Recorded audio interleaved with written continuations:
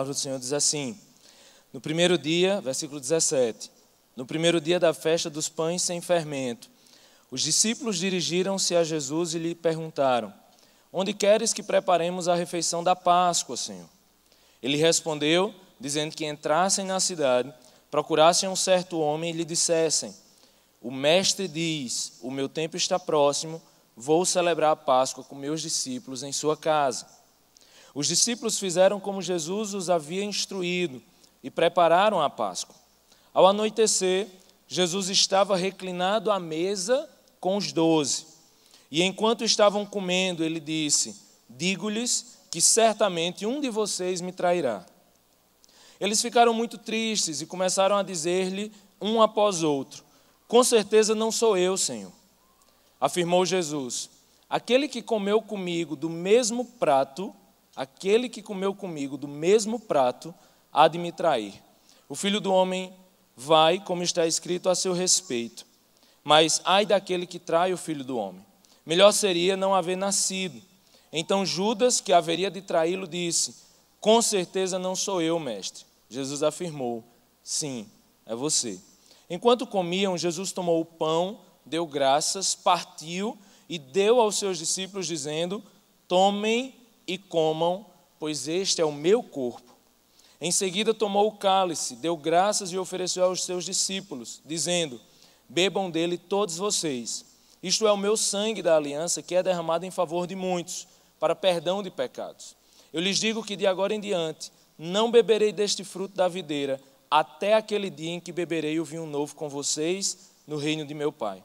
Depois de terem cantado um hino, saíram para o Monte das Oliveiras. A gente está estudando, a gente vai começar a estudar na série esse último dia de Jesus. E esse último dia da vida de Jesus começa no momento da ceia, numa festa chamada Festa dos Pães Sem Fermento. Em Êxodo, antes do povo sair do Egito, o povo de Israel era cativo no Egito, era escravo no Egito.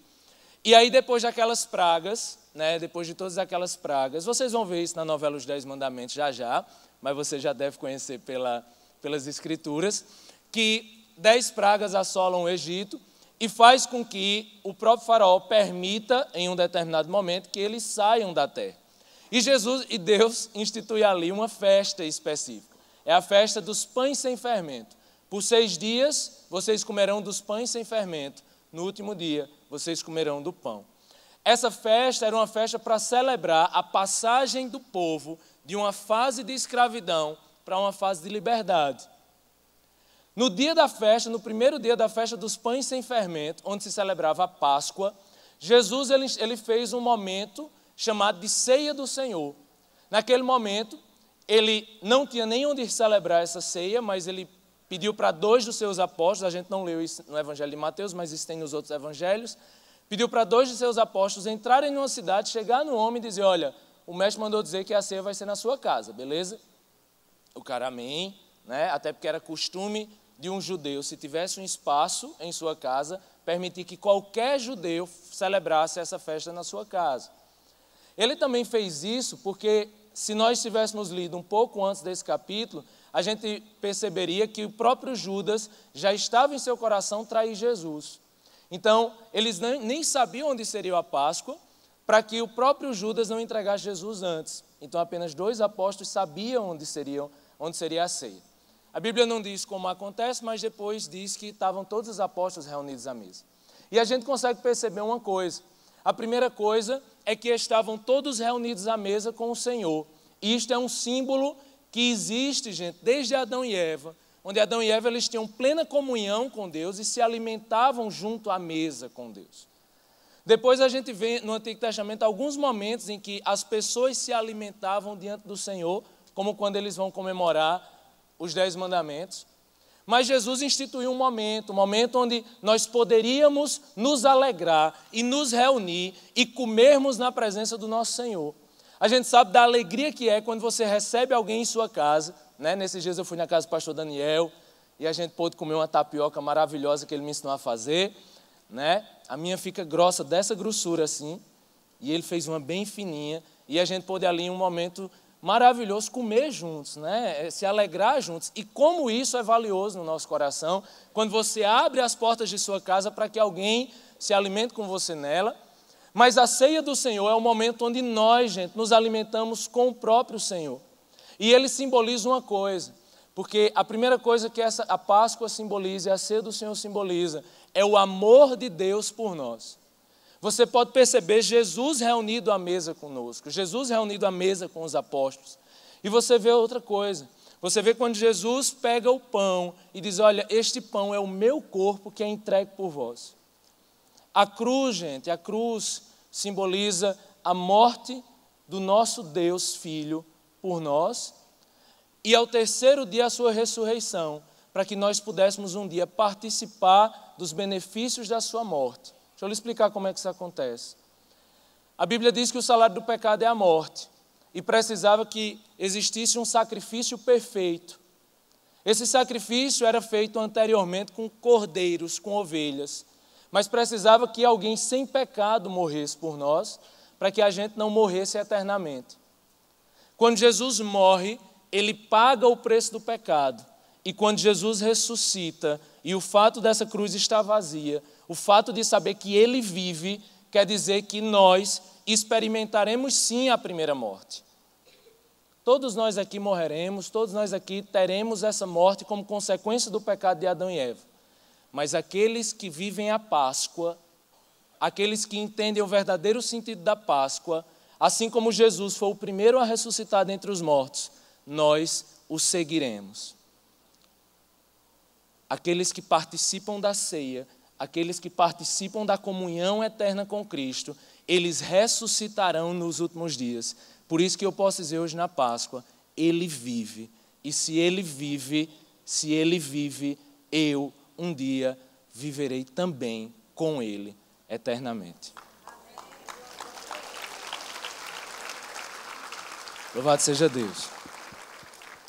O Senhor vive em nosso coração e nós também um dia viveremos eternamente com ele, mas hoje nós já podemos experimentar esse momento, né? Esse momento da ceia que nós celebraremos ainda hoje, mas o momento em que eu posso receber do Senhor a seguinte frase, preste atenção, eu vou encerrar com isso. Você consegue perceber que quando o Senhor diz, este é o meu corpo, Jesus estava dizendo assim para os apóstolos e hoje para a sua igreja, este sou eu me entregando para você. Este sou eu dando tudo o que eu tenho e tudo o que eu sou para você. Este sou eu me entregando para você. Este sou eu me entregando para você. Esse pão que nós ceiamos é o próprio Jesus em um ato memorial, mas o próprio Jesus dizendo, eu me entrego por você. A grande questão é que a gente aprende uma coisa maravilhosa com isso. Jesus estava à mesa com seus 12 apóstolos, mas dentre os 12 apóstolos existia aquele que o trairia.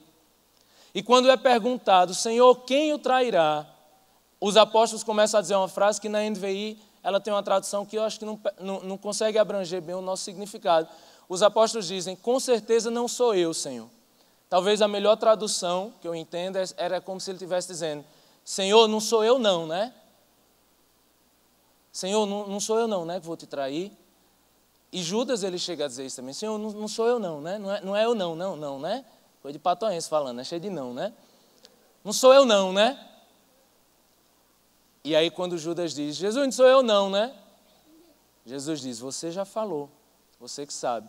Mas eu sei de uma coisa, aquele que me trairá, comerá no mesmo prato que eu. Nesse momento de comunhão, nesse momento em que Jesus se entregava por nós, existia uma tigelinha com uma bebida que eles pegavam o pão e mergulhavam.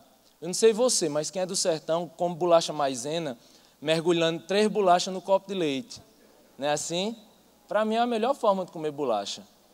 Né? Pega a bolacha, mergulha, e, né? No café, pãozinho no café. Né? Então, o judeu ele tinha uma tigela no meio, e as pessoas pegavam seu pão e mergulhavam nessa tigela e todos comiam. Agora imagine, isso é só coisa de família, né? Uma tigela só, todo mundo mete a mão lá dentro e mergulha o pão.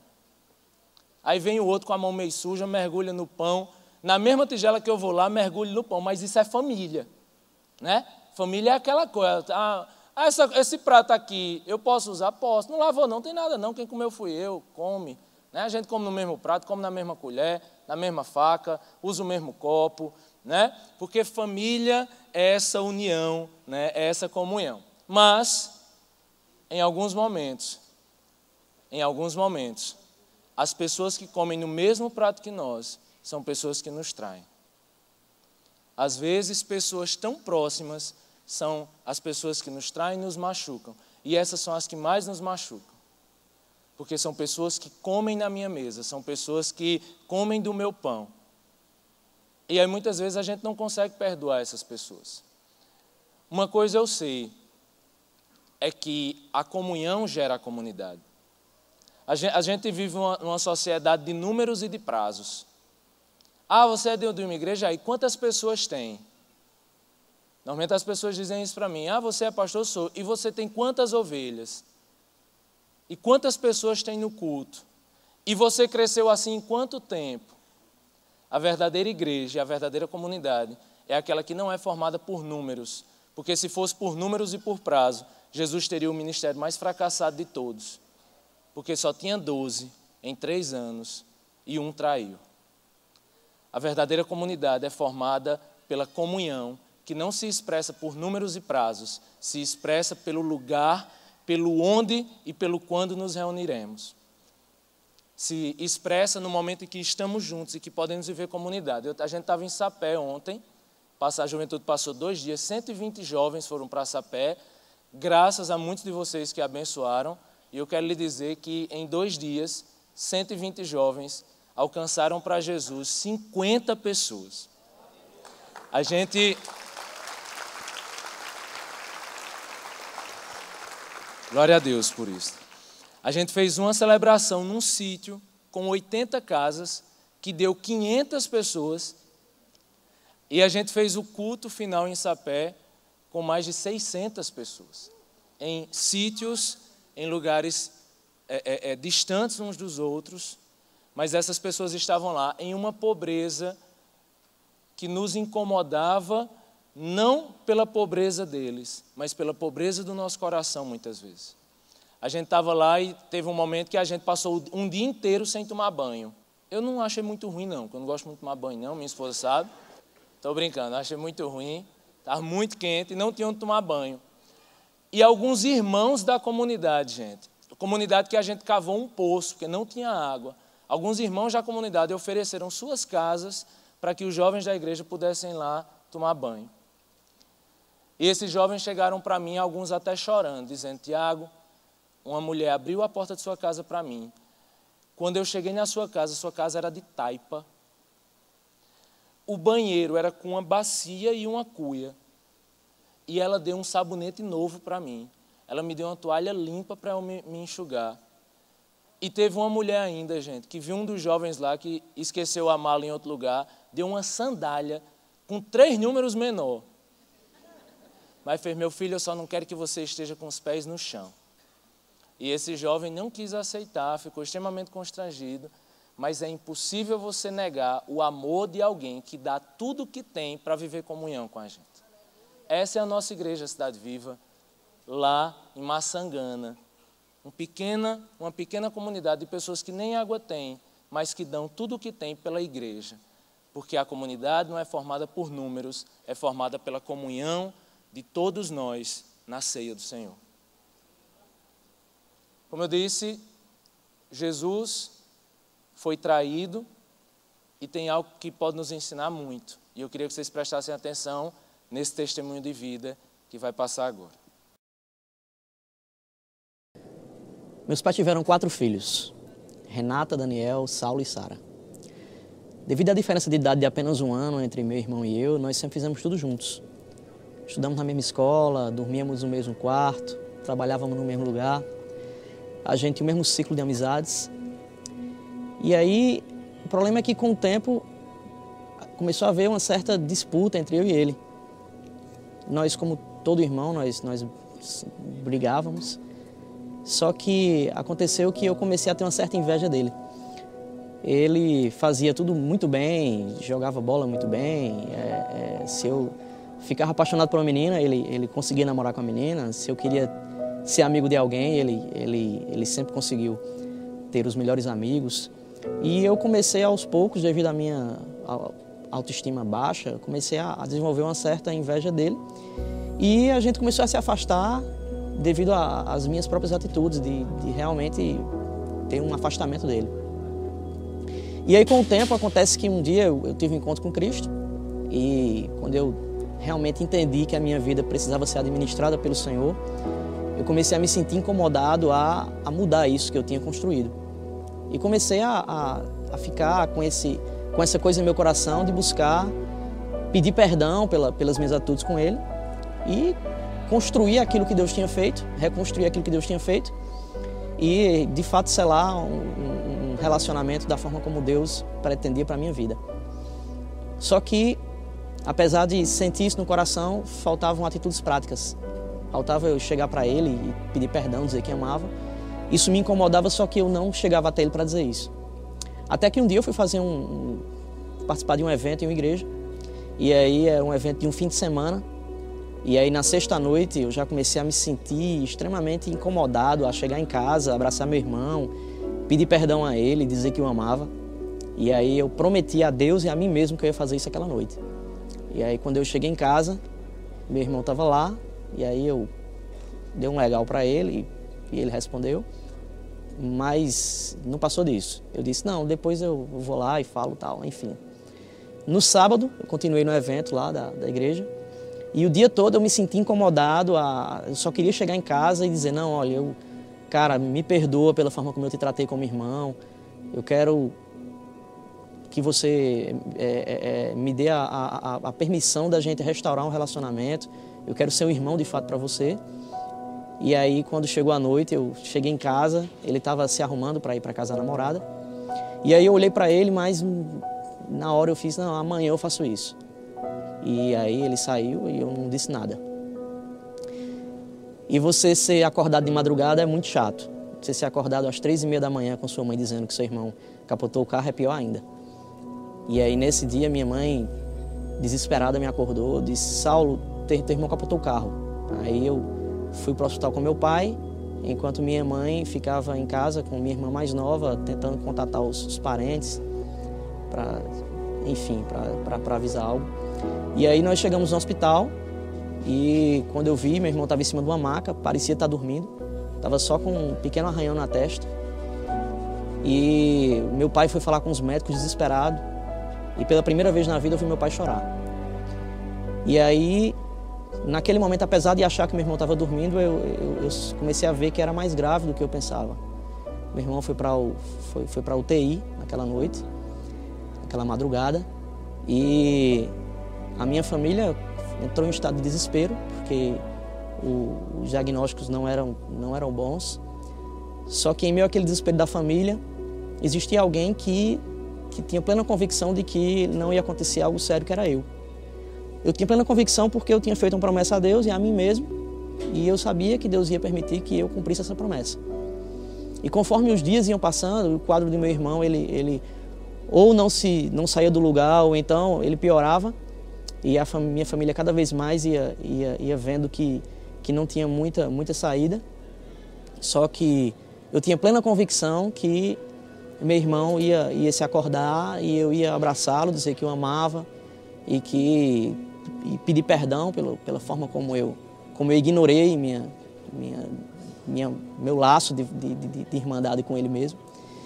E depois de 4 dias que ele estava em coma, lá na UTI, eu vi que os médicos estavam dizendo que o quadro dele estava muito difícil, dificilmente ele iria ficar vivo. Eu resolvi ir para o hospital de madrugada, e aí enquanto meus pais estavam em casa orando e tal, com muita gente da família, com amigos, pessoal da igreja, eu fui para o hospital e eu disse, Deus, eu sei que o Senhor vai pelo menos fazer com que meu irmão acorde para que eu só diga isso a ele, e aí se o Senhor quiser, o Senhor pode levá-lo. E aí fui para o hospital, fiquei perto lá do local da UTI, esperando que Deus fizesse algo para que eu pudesse falar com ele, e aí faltou energia. Quando faltou energia, a luz do hospital toda apagou. Eu fui falar com o recepcionista, ele disse, não, tem gerador no hospital. Só que eu achei estranho porque, apesar de ter gerador, não tinha nenhuma lâmpada acesa, não tinha nada. E aí eu fui para a porta do quarto dele, e aí a luz piscou, como se a energia tivesse voltado, ela apagou. Quando a luz piscou, eu ouvi um bip único. E aí quando eu ouvi esse bip, veio à minha cabeça que era aquele bip quando a pessoa não reage mais aos aparelhos. Quando a luz apagou novamente, vários médicos começaram a entrar e sair do quarto. E aí a porta se abriu, saiu um cara que eu não sei se era enfermeiro ou médico, ele perguntou se tinha alguém da família. E eu disse que eu era irmão dele. E aí ele, extremamente frio, ele disse, seu irmão morreu. E aí naquela hora o chão abriu debaixo de mim, foi uma sensação horrível.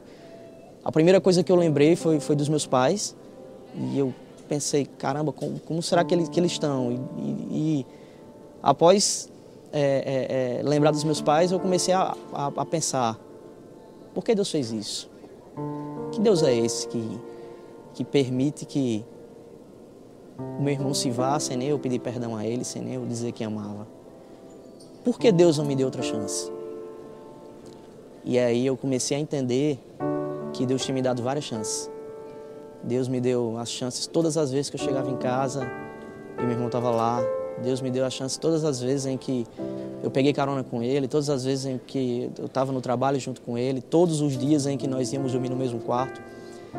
Eu joguei fora todas as chances que eu tive e Deus não era responsável por isso, a responsabilidade era minha. E depois eu entendi que eu deveria ter aproveitado minha chance. Esse é o meu filho. Minha esposa e eu homenageamos o meu irmão, colocando nele o mesmo nome de meu irmão. Esse é o meu Daniel, o presente que Deus nos deu, para que eu possa demonstrar nele muito mais do que todo o amor que acumulei em tantos anos de relacionamentos jogados fora. Se hoje fosse o último dia da sua vida, o que era que você teria para dizer para aquelas pessoas a quem você ama? Quando eu gravei esse vídeo, a última frase que eu falei foi: se hoje fosse o último dia da sua vida, o que você diria para quem você ama? Algumas pessoas, talvez, tivessem coisas para resolver no último dia de suas vidas. Algumas pessoas têm problema com o perdão. E no último dia de suas vidas, talvez elas tivessem que trabalhar o perdão. Tivessem que trabalhar como ter a vida exemplo de Cristo. Como ser alguém que segue Cristo de fato, como ele diz na Bíblia. É impossível sermos cristãos se não estamos dispostos a perdoar. E aí tem pessoas que, na sua vida cristã, elas guardam mágoas de outras. São pessoas que carregam pessoas em suas costas. E cada vez mais na sua vida elas vão andando, guardando mágoas. Existe uma frase que eu acho bem interessante, que ela diz que ter mágoa de alguém é como se envenenar esperando que o outro morra. Mas muitos no meio de nós, muitos cristãos autênticos, não têm conseguido ter uma vida de intimidade com Cristo, não têm conseguido desenvolver o seu ministério, porque guardam mágoa no seu coração e têm dificuldade de perdoar. Em Mateus capítulo 6, quando Jesus fala sobre a oração modelo, o Pai Nosso, quando perguntam para ele, Senhor, como devemos orar? E no meio da oração ele diz que, Senhor, perdoa as nossas ofensas, como nós perdoamos a quem nos tem ofendido. E é como se uma condicional. É como se eu pedisse a Deus para que Ele me perdoe da mesma forma que eu perdoo outras pessoas. E como eu vou pedir a Deus para me perdoar se eu não estou disposto a perdoar outras? É impossível viver um cristianismo autêntico se eu não estou disposto a perdoar. Mas existem pessoas que não têm problema em perdoar outras. Elas têm problemas com o perdão a si mesmo. São pessoas que têm problema em se perdoar. Muitos cristãos em nosso meio têm vivido a sua vida cristã de forma medíocre, têm vivido a sua espiritualidade de forma medíocre, não têm conseguido desenvolver um relacionamento com Deus autêntico, porque são pessoas que, devido a atitudes erradas, a decisões erradas, vivem sofrendo as consequências disso e resolveram não se perdoar. O escritor de Hebreus diz que o Senhor diz que das suas maldades não me lembrarei, os seus pecados esquecerei. Meu irmão, se Deus lança o meu pecado em um lugar de profundo esquecimento, o que eu vou fazer com os meus pecados então? Se o próprio Deus me perdoa, eu rejeitar esse perdão de Deus é eu rejeitar a cruz. É eu rejeitar o sacrifício dessa cruz vazia. O que essa cruz trouxe para nós foi justamente a convicção de que os meus pecados são perdoados. E aí existem pessoas que não conseguem entender o que é esse perdão de Deus.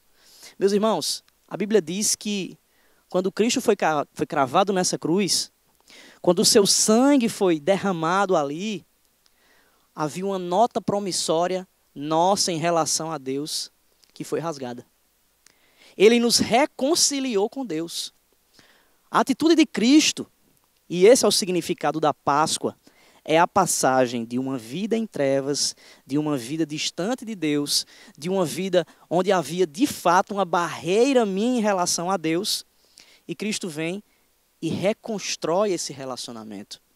Cristo, ele reconstrói, ele me religa a Deus. Esse é o sentido da religião autêntica, do religare.